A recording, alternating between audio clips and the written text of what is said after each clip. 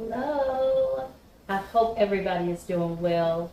Today is going to be a long day of canning for me. Well, I got my shirt on. Well, hold on. Grab your balls. It's canning season. My daughter absolutely loved and laughed at this shirt when I got it. So I had to put it on. Why? Because I choose joy. My daughter was joy. Okay. Corn is what we're going to do. I'm going to can corn. I'm not going to can cream corn.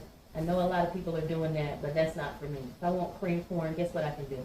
I can just pull it out of the jar, process half of it, and then put it with the other half. So, no canning of cream corn. Right now, I have red kidney beans canning. It is a canning day. It's time to start shucking corn so we can start canning corn. We'll start kerneling it off the cob. We'll put our cobs away and we'll make cob habanero jelly. Shirt says grab your balls. Let's get canning.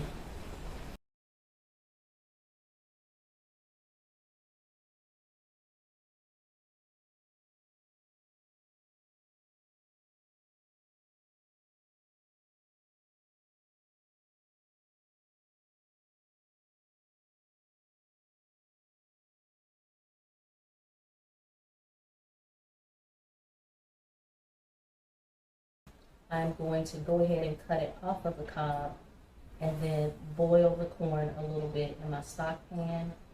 Then I will add water that I'm boiling separately to those kernels that I add to my jars.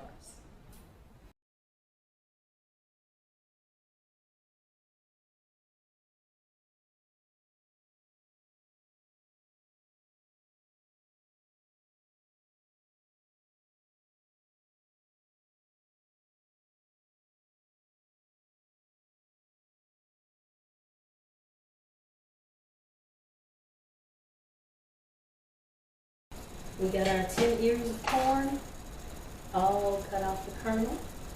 Now we're going to add it to our water ever so gently. I don't know how this is going to go.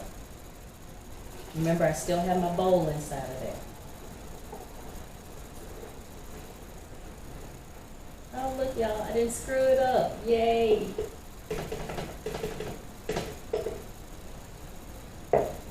So I'm going to bring my corn to a boil. After I bring it to a boil, I will add it to my jars, then we'll add the hot water. It's time to process our corn, or put our corn in our jars. I've had my jars in my T-Fal canner.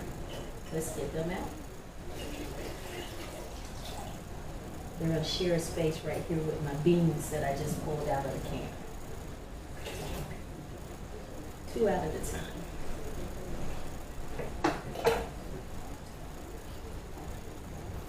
This is my corn that I boiled for just a little while. It's a little bit closer to my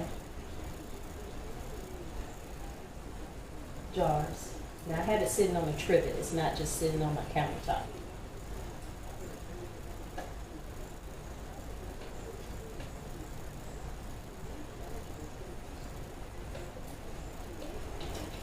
I'm going to go a quarter of the way up the jar.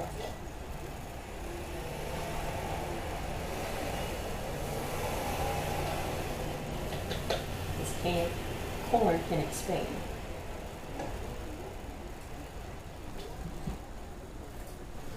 My hot water I had boiling separately.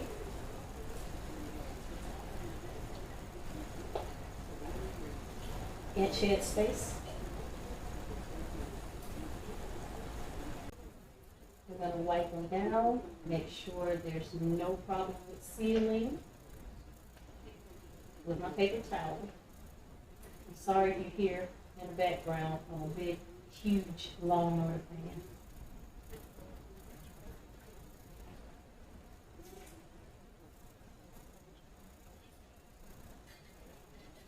Let's get our lids on.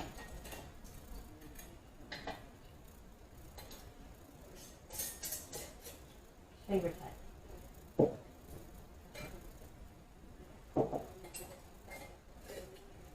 Finger tight. You know how this goes.